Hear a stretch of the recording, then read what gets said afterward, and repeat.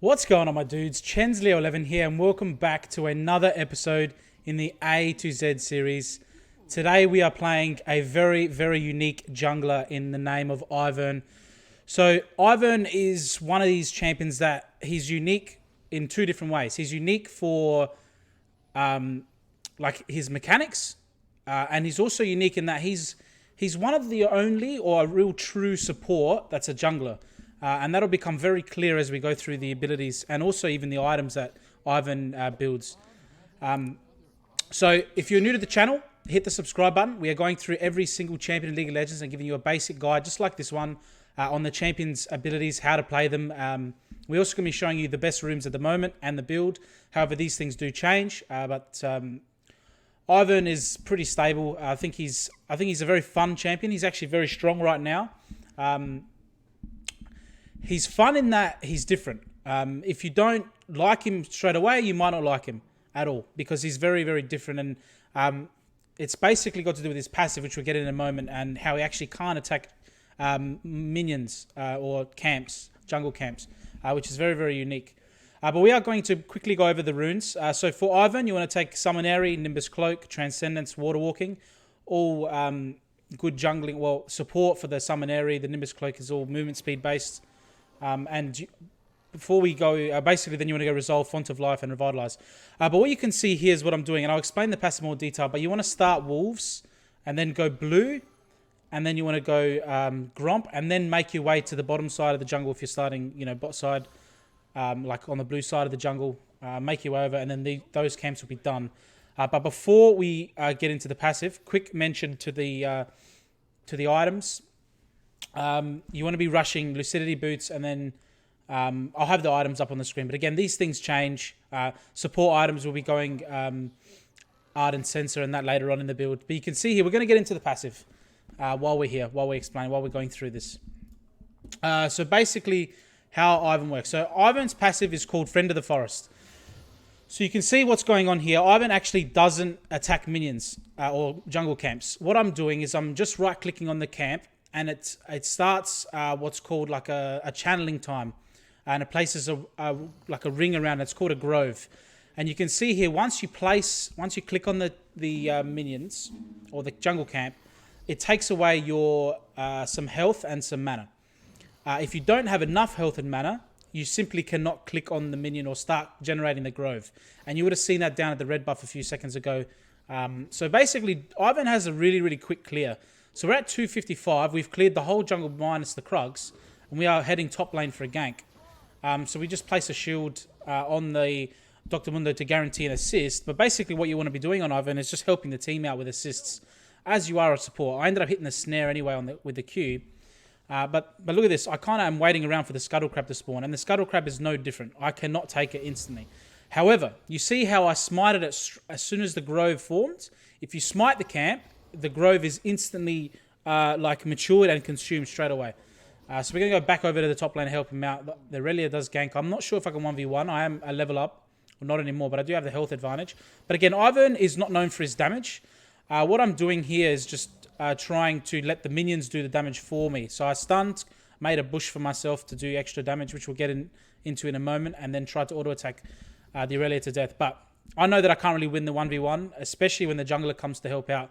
Let's just get out of there, go back into the jungle. Maybe we can loop back around. Some other things with the Ivern's passive, and the passive is called Friend of the Forest. I don't think I mentioned that. And it is makes a lot of sense, as you do not attack any of the champion minions. We can see the Viego is lurking. So we're just camping around the top lane, seeing if we can get something else for the top laner. But we can see on the mini-map, you can see the green dot on my, I call them chickens, I think they're called razorbacks. There's like that green dot. That means that the camp is ready to be consumed. So you can go back to that camp and click on it, and then take all the money and experience, the golden experience. And then this is why Ivern, for me, is a weird champion for me to play in the jungle. I find myself relatively comfortable in the jungle these days. Not when I first started playing League of Legends, but these days very comfortable. When you're playing Ivern, it's kind of weird because your pathing is weird. Because you've got to path to the camp to place the grove and then go back later to consume it. So you can see there, I just clicked on the camp and consumed it. There are some other things that that I need to mention with the passive as well. If you if the big camp, for example, the big rock there is missing, the camp is instantly consumed, similar to if you smited it, okay? So that is like, if say the enemy jungler comes in and there's like they've left you one chicken, you can just right click on that chicken and it'll instantly create the grove and consume it. And then the last part about Ivern is, obviously you can still attack dragons. They're not like a jungle camp per se. They're a neutral monster, so you can still attack those. But the last thing is, after level 5 with your passive, that's when Ivern becomes super, super useful for your team. Because what happens when you consume a buff, be it your red buff or your blue buff, you basically get the buff yourself, but you leave a copy of it on the ground for an ally to come pick up. So usually for the mid laner, you can call them over for the blue buff, and then you help them out by giving them a blue buff. Maybe the AD carry can take the red. Top laners might be come and grab the blue if they're a mana hungry champion. So it's pretty cool. So right now, I can't show the example because we're only level 4. But basically, you can see what we're doing. We're trying to get around the map as fast as we can. We're helping out lanes. We're trying to get dragons. Ivern is not one of the champions where you can kind of get farmed up ahead and just start running around killing everyone. You kind of need to play it differently. You need to play it support. You need to play for the team. And the way I like to do that, so you can see I set the grove up and then I head back to base. The way I like to do that is to prioritize dragons and prioritize ganking. And you can see here I pick up a Dark Seal because I'm starting to get... I want to kind of snowball and get a little bit of AP because Ivern builds a lot of defensive or supporty type of items such that a Dark Seal getting a Magi's potentially, it might not happen this game, but it just gives you a little bit of bonus AP and a little bit of healing off a bit more healing off your potions. So yeah, as I said, the pathing is a little bit weird. It definitely play some games, practice it. Very, very different play style. If you're used to a farming, like a very carry heavy, like a Graves or something like that, or a Hecarim, where you need gold, start running around and cleaning up the map like that. Very, very different. You need to be thinking about where you're moving next. You need to be planning, and you need to be trying to get as much as you can. So you can see that I tried to get the Scuttle Crab. I was a bit too slow there. So you can see the ring closing on those Bramblebacks. So the way it works is it starts to close, and then once it's finished, then it can be consumed. Then it'll be consumed, right? Now, the speed at which the ring closes depends on your level. So later on in the game, you'll notice you can almost instantly clear camps. In the mid game, it's a little bit weird, where if champions if you were fed, you could take the camps extremely quickly. It feels very slow to grab the camp. That's a nice stun there on my snare with my Q there, which we'll get into in a moment. But yeah, it's a little bit different. And you can see when I took that red buff, it leaves a red dot on the ground. You can see it now on the minimap. That's for someone to come take. And then again, as I mentioned, the green dots signify that the camp is ready to come collect. And you can see here, as we wait for the Krugs to finishing, there they are, it pops. We can go grab it, get the XP. So we're looking to help out our bot lanes / our mid lane is collapsing. So all we're looking to do is apply stuns and shields. All right, so we're going to explain the next ability. It's called Rootcaller. It's Ivern's Q. You've seen me use it a couple times now. I landed on the Aurelia at the first gank at the beginning of the game. Basically, you throw a vine out, and the vine deals magic damage, and it roots the first enemy it hits. The root is a relatively short duration. It goes up to 2 seconds later on, and if you're a Morgana player, you know that's pretty short. You can get massive roots on other champions, but the ability is quite spammable, and it has actually a little bit of another element to it that you might not know, because Ivern, prior to, I guess, this patch really, hasn't been very popular, so you might not know this, but you can actually recast your Q and dash to the rooted enemy. And also your ally champions can also dash to that rooted enemy as well. So it's something a bit unique, and you can see the Dr. Mundo went and grabbed that blue buff as I pinged it. Another thing with the passive I haven't mentioned is once you take the buff, the game automatically pings it on the ground for your team. So that's a little bit helpful if you didn't know that. We're just trying to help out the Garen here, just protect him. We're trying to hit the root. Unfortunately, we missed the Viego. But the Dr. Mundo is here. We summon our ultimate, which I'll go through in a moment. Just go through this fight here. I'm trying to stay away. I'm not very tanky. I'm looking to just shield. You can see me shield the Dr. Mundo there. Daisy's in there doing work, auto-attacking. And I'm just trying to get a nice angle. Unfortunately, I was half worried about the Yone bouncing back to his target, and then half worried about trying to get in there for my team. Let's see if I can help finish off this Yone. Just shy on the Q there. So that was the Rootcaller there. But yeah, the Rootcaller is a very, very important ability to land on Ivern. You need to make sure you land it pretty much every single time. It's your second max. The first max is your E, which is your shield. And we'll go through that in a moment. But yeah, that's basically the Q. Pretty straightforward. It's just a root that you throw out that snares people so they can't move. And you can also recast it to dash to them. And it also obviously does magic damage. So the next ability we're going to go through is Bushmaker. So this is a very, very unique ability. You can see I've placed the bush down in the Rift Herald pit. Right now I'm just calling for help. I'm trying to get backup from my team. We don't really have prio top lane. And mid, we kind of have the Garen here with us, so it's okay. We are just looking to finish off this Scuttle Crab. The Garen's going to pick up the Viego for us. So yeah, we need to rely on our team a little bit as Ivern, as we grab the Scuttle Crab. We get stunned there by the Aurelia. Fortunately, we managed to grab the Eye. We summon our Daisy, we root. I recast it again on top of the Aurelia to just cause a bit of chaos. The Daisy, which is our ultimate, got the nice knock-up, which I'll explain in a moment. And we're just following the Garen around, giving him shields, chucking out roots when we can. So that's the Bushmaker. All it does, very, very simple. It makes a bush on the ground. It stacks up, so you can see right now on the ability we have a 1 in the bottom right-hand corner. That means we can place 1 bush, and it stacks up over time, and you can place up to 3 bushes at a time. I think the closer the bush is to a terrain, sometimes you can get like a bigger bush. Sorry, I bumped the mic there. But that's something that is less important. Another important fact with the Bushmaker is it actually has a passive attached to it, and it's very important. Basically, Ivern's basic attacks deal bonus magic damage while you're inside a bush, and also 3 seconds after you leave a bush. Okay, so that's something to keep in mind. That's why you see me just randomly placing bushes, is because I'm trying to... if you're inside a bush, obviously the enemy can't see you, so you have the advantage, right? So I'm trying to do that, and also I get a bit of an amplified damage. So what makes a great Ivern is placing these bushes in good areas and being a bit of a disruption for the enemy team. Your job, again, is to just peel for your back line or your front line if you're trying to follow them. Shield whoever needs to be shielded. Place Daisy in for knock-up CC and confusion. And just survive. That's it. That's all you're trying to do. You're not trying to dish out massive amounts of damage.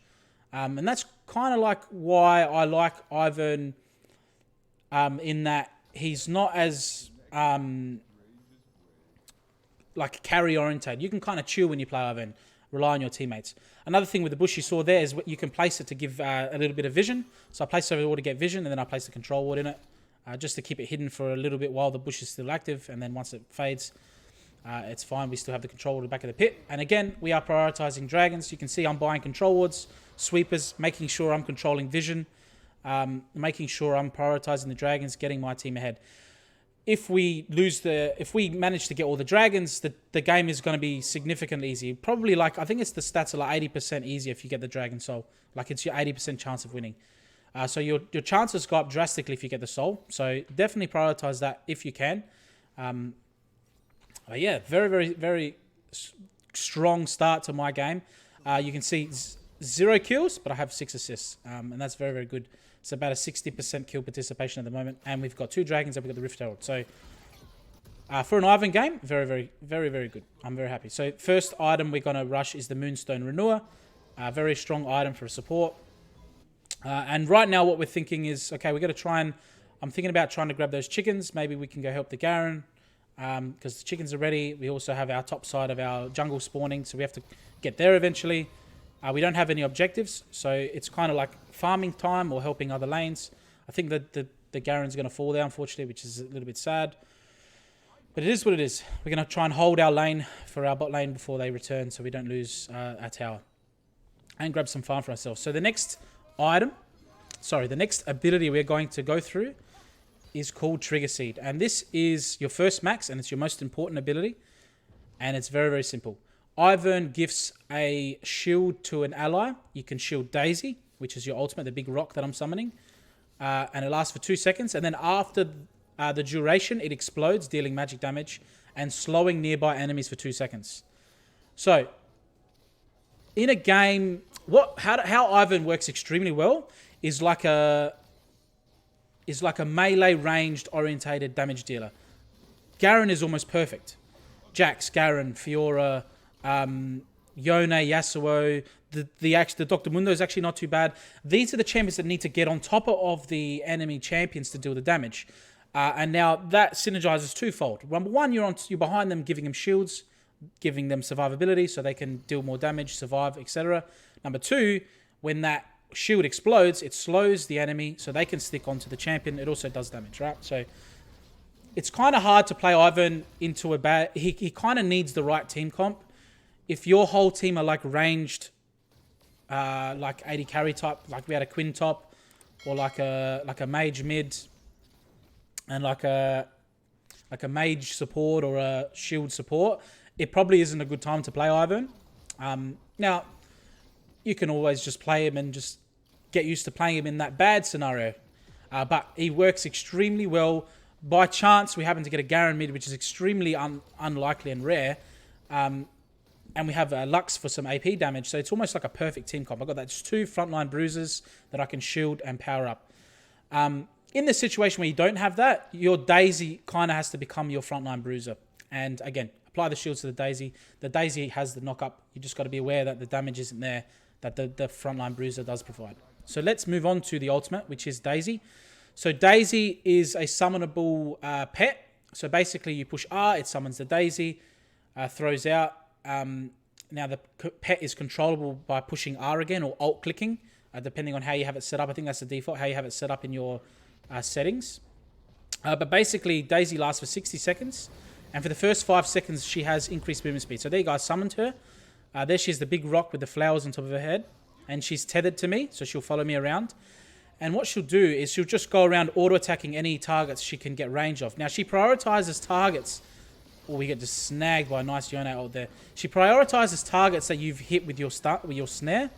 That's a very good Yone ult. We get destroyed by the Aurelia quadra kill. Yuck, yuck, yuck. A bit too ham there. But she prioritizes targets that you've hit with your Triggerseed. And basically she has her own set of abilities. And I'll put her on the screen at some point throughout the video. But basically Daisy's basic attacks apply something called Flower Power. Now the stacks triple kill for the Dr. Mundo cleaning up. Excellent. That's perfect. So now we can get back over to the bottom side and get this dragon. So we're making sure we're getting all the dragons. But basically she attacks the target twice. The third attack does an increase, or like has more range on the auto attack. It's unstoppable, and it sends a shockwave towards a target. Now this is disgusting in team fighting choke points in the jungle, where you can hit multiple people. Basically, it stuns and knocks up all enemies hit in a line, and the range is like 800, and it's for like 1 second. So the passive or this stacking ability can't happen twice in 3 seconds, but once it happens once, it's kind of lights out. Like it's a big knock-up stun, big form of CC. Very, very strong ability. So some things about it is if Daisy hits 2 targets and changes targets, it'll reset the stack. So it has to be the same target 3 times in a row. Do we get the dragon? I didn't have a smite. Luckily, we managed to get the dragon there. So we summon the Daisy. You can see the Daisy's auto-attacking the... is just standing around there getting stunned. She's running after the Aurelia there. And it looks like I'm just trying to see when she gets off this passive, the knock-up. But other than that, she can be just a nice tank and a big disruption for the enemy team, causing a lot of trouble. So you can see later on in the game how quickly these groves can form. And you can just take camps very, very quickly. So it's a little bit weird at the start because it's a bit slow, but then it gets very, very quickly. Speeds up really, really quick. So again, all we're trying to do is run around, help our team, look to be proactive in the team fights. Don't play too passive because you won't be doing anything, and it's like a 4v5 if you're not doing anything. And just try and give shields to people that require the shields, right? So people that are taking damage, people that are going to be up in the front. Of course, Ivern in general is very, very good at peeling your backline if you want to stay at the back. A very, very good ultimate from Misfortune. They're tagging 3 of them. So right now I'm just shielding who needs to be shielded. And then like if someone's trying to dive on the Misfortune, for example, we could just throw out the roots. We could throw the Daisy down for the knockups. Then we can also shield the diver, slowing them when the shield expires too. So very, very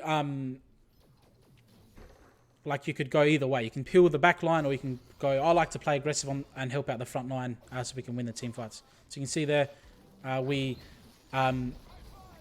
shield the Misfortune, we stun the Teemo, then I recast the Q again to dash towards the Teemo, summon this Daisy. You can see we don't have a lot of damage.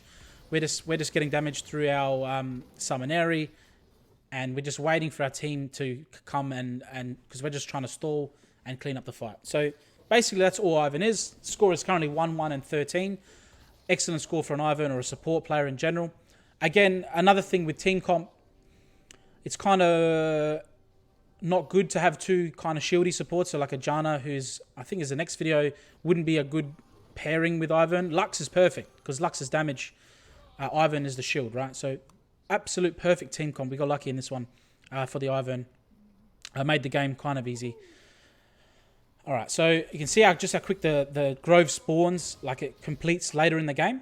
And that's basically it. That's all of Ivern's abilities. What I will say with Ivern is he's not as intuitive as other junglers because he is a support and he kind of has to visit the same camp twice to get the money or to get the gold and experience from it.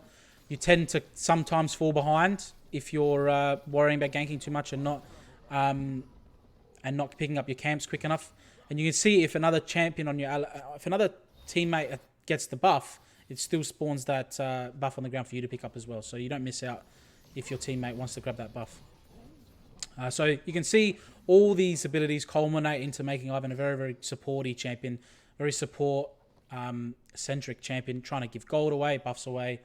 And obviously the thematic is he's a tree. He's looking after the monsters in the jungle. He loves them, doesn't want to hurt them, so he doesn't, and he releases them. That's the law. He releases the spirit of the animal.